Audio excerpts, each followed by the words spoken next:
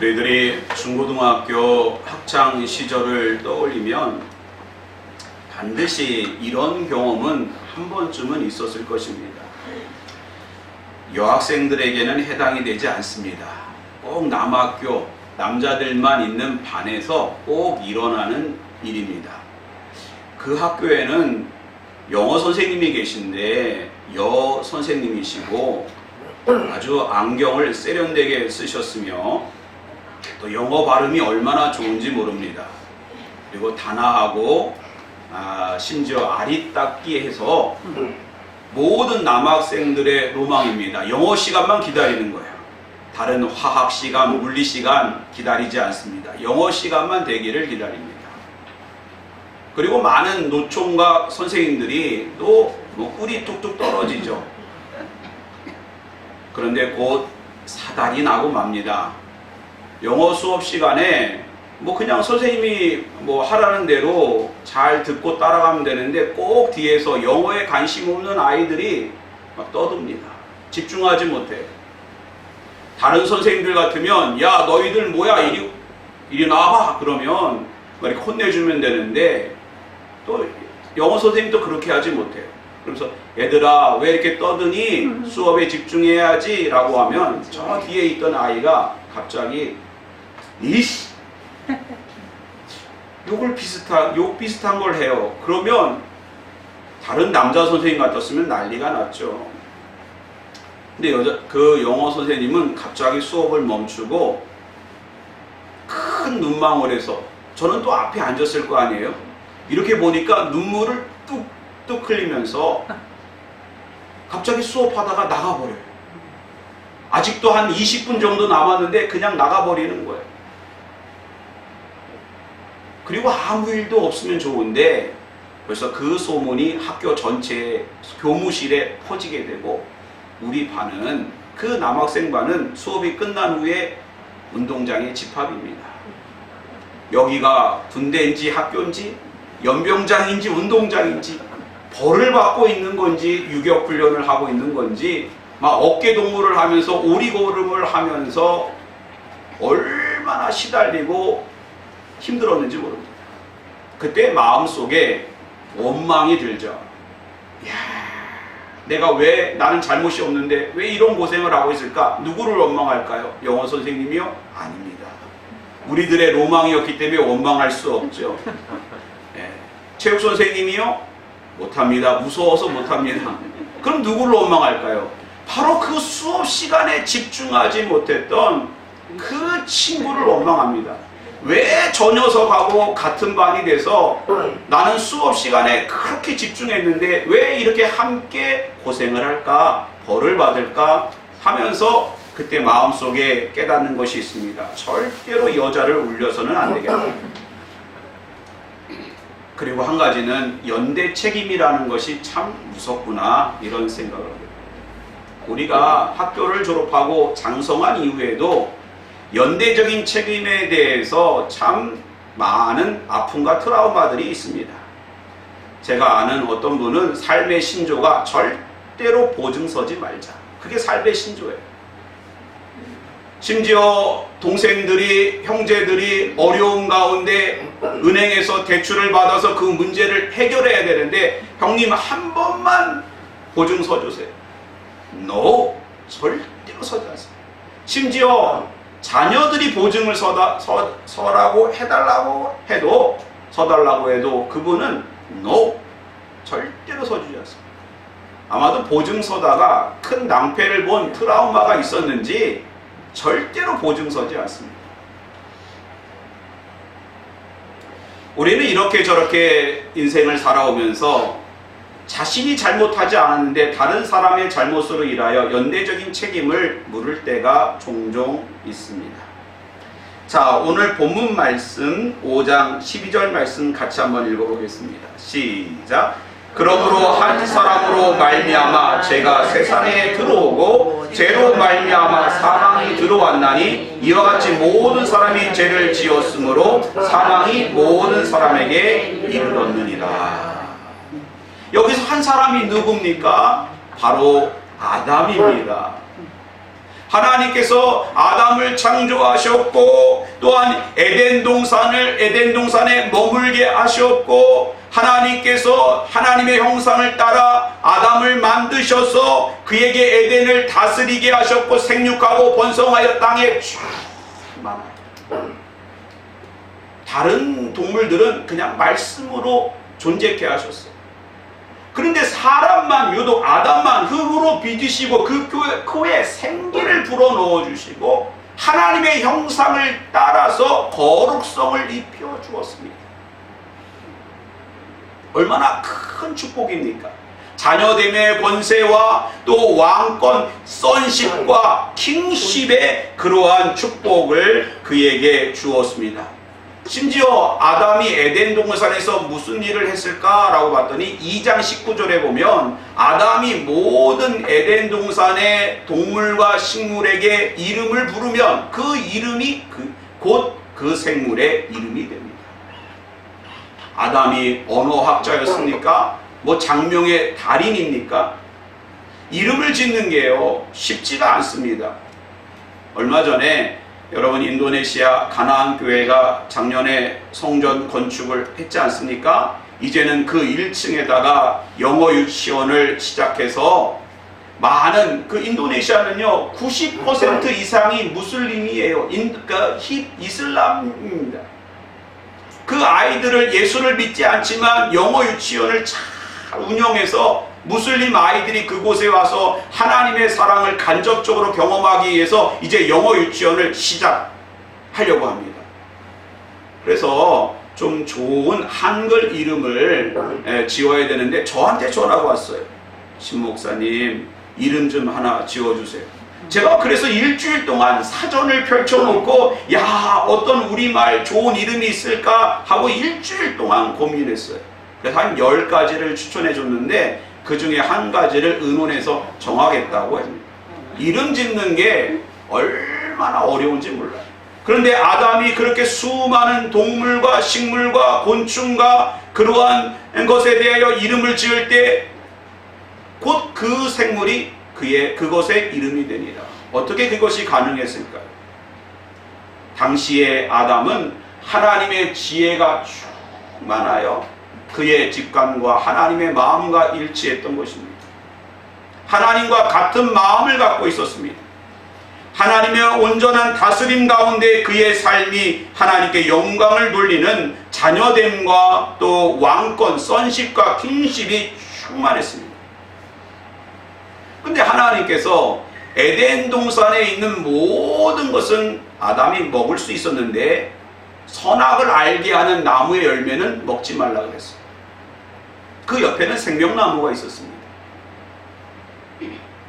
그런데 아담이 교만했어요.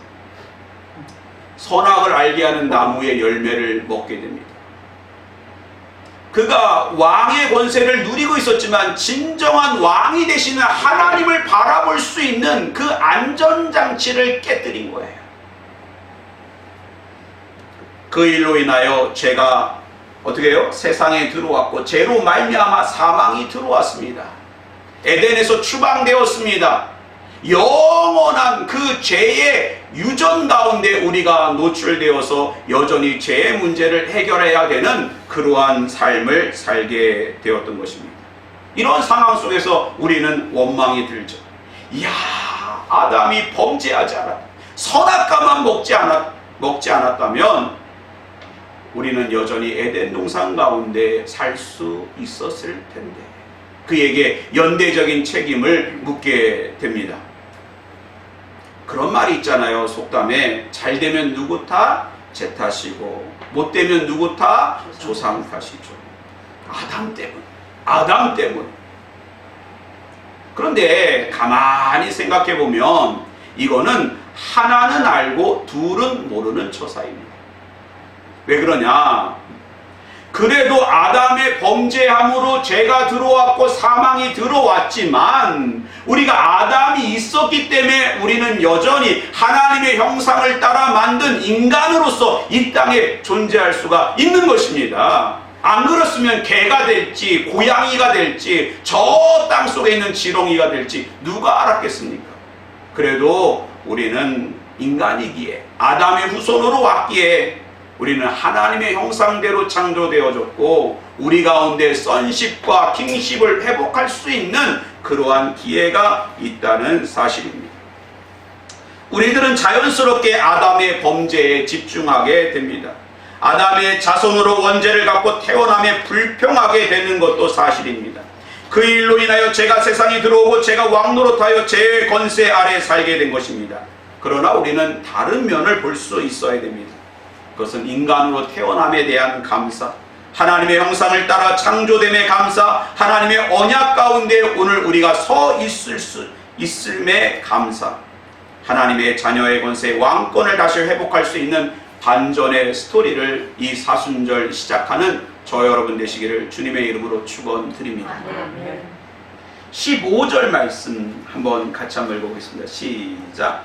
그러나 이 은사는 그 범죄와 같지 아니하니 곧 한 사람의 범죄를 인하여 많은 사람이 죽었은즉 더욱 하나님의 은혜와 또한 한 사람 예수 그리스도의 은혜로 말미암은 선물은 많은 사람에게 넘쳤느니라. 한 사람 아담의 범죄함으로 죄의 권세 아래 있게 되었지만 또 한 사람 누굽니까? 또 한 사람? 예수 그리스도로 말미암아 우리는 은혜로 은사 가운데 또 생명을 얻는 영생의 기쁨을 누리는 그러한 은혜가 시작되었다는 것입니다. 요한복음 1장 12절에 보면 영접하는 자 곧 그 이름을 믿는 자들에게는 하나님의 자녀가 되는 권세를 주셨다는 것입니다. 할렐루야. 아담으로 인하여 sonship과 kingship을 잃어버렸지만 이제 예수 그리스도를 통하여 우리가 자녀됨의 권세와 다스림의 그러한 은혜를 왕권을 회복하는 역사가 우리 가운데 다시 시작되었다는 것입니다. 이러한 복음의 시작이 복음의 역사가 시작되었는데 여전히 죄의 다스림 가운데 죄가 우리들의 인생을 질질 끌고 다니면서 죄 아래 사망 아래 심판 아래 사는 인생은 얼마나 미련한지 모릅니다. 우리 가운데 새 일을 이루시는 반전의 역사를 이루시는 예수 그리스도를 바라보시기 바랍니다. 예전 아담만 원망하고 있지 말고 그 한 사람 원망하지 말고 또 한 사람 되시는 예수 그리스도를 바라보시기를 바랍니다. 그럼 어떻게 그분은 반전의 역사를 이루셨을까요? 16절 말씀 같이 한번 읽어봅니다. 시작. 또 이 선문은 범죄한 한 사람으로 말미암은 것 같지 아니하니 심판은 한 사람으로 말미암아 정죄에 이르렀으나 은사는 많은 범죄로 말미암아 의롭다 하심의 이름이니라. 할렐루야. 자, 아담이 범죄하기 전에 에덴 동산의 테마는 주제는 무엇이었을까요? 생명이었습니다. 생명이에요. 우리는 성경을 읽으면서 이러한 그러한 호기심과 의심과 이러한 생각을 할 때가 있을 거예요. 만약에 아담이 범죄하지 않았으면 인간은 에덴 동산에서 영원히 살 수 있는 것이 아닌가?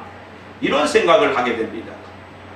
사실 창세기 2장 17절에 보면 선악을 알게 하는 나무의 열매는 먹지 말라. 내가 먹는 날에는 반드시 죽으리라 하시니라. 그러면 반드시 정령 죽으리라고 하셨는데 그럼 아담이 선악과를 먹지 않았으면 계속 사는 거 아닙니까? 그런데 가만히 생각해 보면 에덴 동산에는 선악을 알게 하는 나무도 있었지만 생명나무가 있었어요.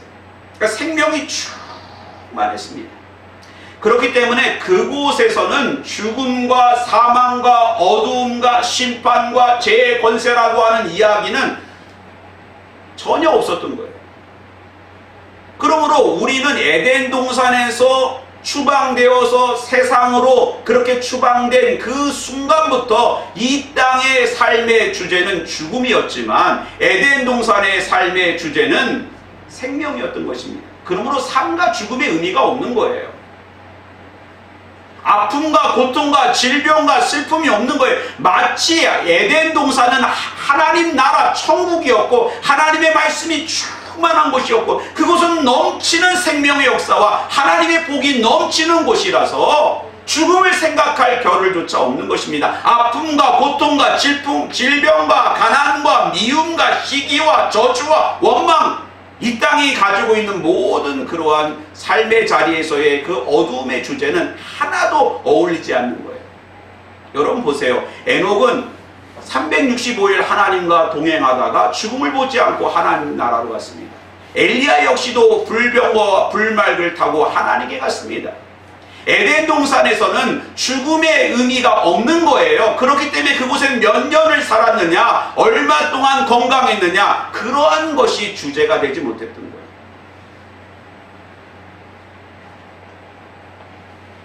그런데 아담의 불순종으로 인하여 에덴 동산에서 추방되었고 생명나무를 잃어버린 것입니다. 그것으로 인하여 우리들의 삶의 주제는 죽음과 사망과 어둠과 질병과 슬픔과 좌절과 낭만과 낙심과 절망이었던 거예요. 얼마나 우리들의 삶의 주제가 생명에서 뭔지 맛있어 죽겠대요. 기뻐 죽겠대요. 좋아 죽겠대요. 죽느냐 사느냐, 우리들의 삶의 주제가 죽음과 연결되어져 있습니다.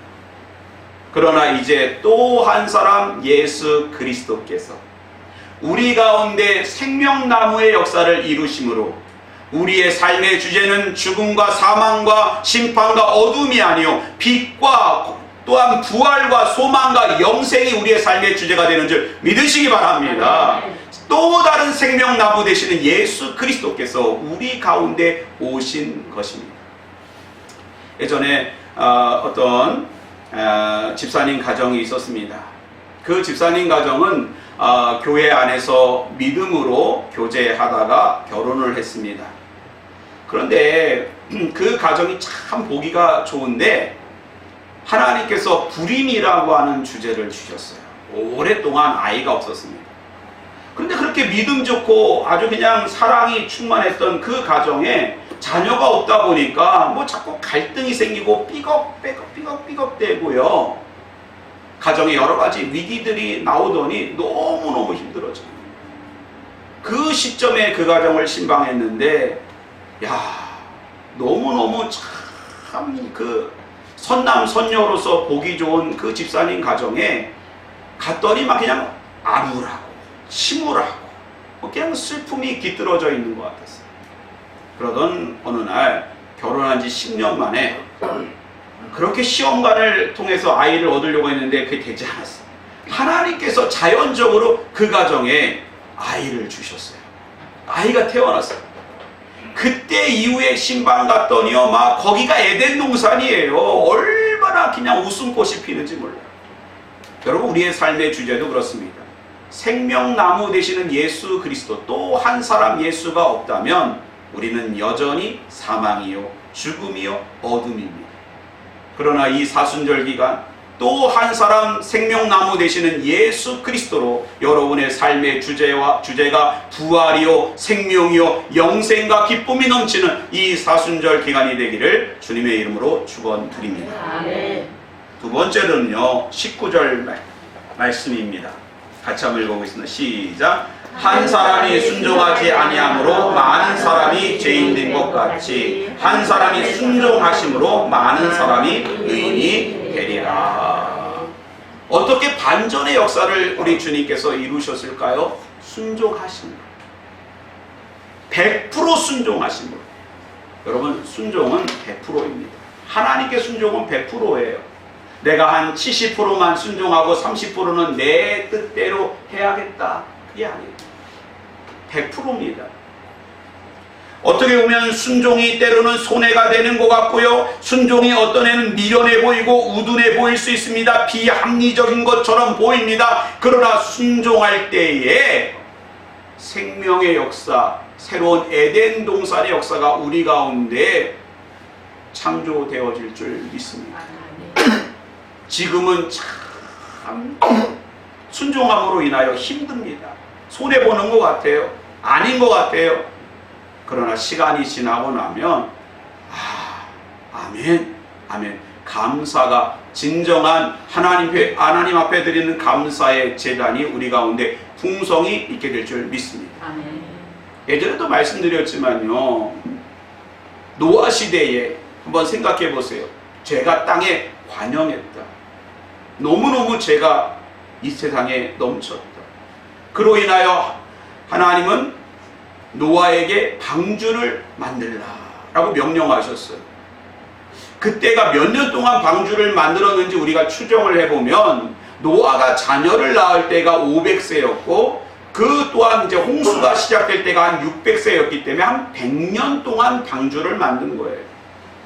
100년 동안 홍수도 없고 큰 비도 없는 상황 속에서 산에 올라가서 잣나무를 깎아서 배를 만들고 역청을 발아가지고 그 너무너무 300규빗, 50규빗 그렇게 되는 그러한 큰 방주를 만들 때 사람들이 얼마나 비웃었을까. 그러나 100% 순종입니다. 100% 순종입니다. 그러므로 구원의 방주의 역사가 나타난 것입니다. 예수님도 바로 겟세마네 동산에서 아버지여 할만하시거든 이 잔을 내게서 옮기시오. 그러나 나의 원대로 마옵시고 아버지의 원대로 하옵소서. 하나님 말씀에 100% 순종. 아브라함도 100세 얻은 아들 이삭을 모리아산에서 100% 순종함으로 번제로 하나님께 드리려고 했을 때 하나님께서 생명의 역사를, 구원의 역사를 이루신 것입니다. 오늘 사순절 이 기간 주님은 100% 순종함으로 반전의 역사를 이루셨습니다. 오늘 우리 역시 또 한 사람 예수 그리스도를 믿는 하나님의 자녀로서 하나님 말씀에 순종함으로 반전의 역사, 생명의 역사, 구원의 역사를 이루는 저와 여러분 되시기를 주님의 이름으로 부탁을 드립니다. 네. 마지막으로 21절 말씀 같이 한번 읽어봅니다. 시작. 이는 죄가 사망 안에서 왕노릇한 것 같이 은혜도 또한 의로 말미암아 왕노릇하여 우리 주 예수 그리스도로 말미암아 영생에 이르게 하려 함이라. 할렐루야. 여러분, 연대의 책임이라고 하는 것은 대단합니다. 그러므로 제가 앞에서도 잠깐 언급했듯이 그분이 절대 보증 서지 말자가 삶의 신조가 되었을까요? 사라지는 것이 아니다. 반드시 책임을 져야 되는 것입니다. 얼마 전에 저기 경기도 양주에서 개척하다가 모든 건 내려놓고 다시 목회를 시작한 목사님의 이야기를 듣게 되었는데요. 그분은 교회를 개척해서 또 이제 땅을 어렵게 사가지고 건축을 시작했어요. 근데 매월 교인들하고 그 이제 은행 융자를 갚아 나가는데 뭐 원금은 갚지도 못하고 이자만 감당하는데 너무너무 힘들어서 그 옆에 있었던 교회와 합병을 하고 그 목사님이 그분에게 다 부탁하고 목사님 잘 건축하셔서 목회에 성공하시기 바랍니다. 이 교회가 잘 서기를 원해요. 라고 모든 거 다 양보하고 그냥 이제 내려놓고 목회를 접은 겁니다. 근데 문제는 그 합병한 교회 목사님하고 성도들하고 남아있던 분이 그걸 잘 건축해서 이렇게 빚을 갚고 하면 좋은데 그 교회 역시 그걸 감당하지 못해서 결국에는 파산이 됐어요. 그래가지고 이 목사님이 이제 다 내려놓고 나왔는데도 불구하고 보증을 섰기 때문에 저기 충청도 알지도 못하는 은행에서 그 일만 감당하는 또 은행이 따로 있대. 목사님 부부를 부릅니다. 갔지요.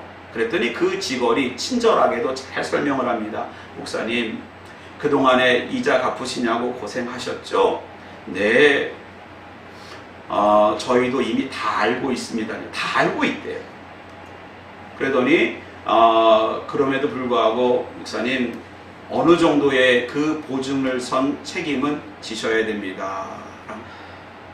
그러면서 그 목사님이 그랬대요. 제 집사람은 또 보증에 들어가 있는데 얼마 전에 심장 수술을 했습니다. 아, 그래요? 심장 수술을 한 사람은 보증에서 빼드립니다. 여러분 처음 하셨죠?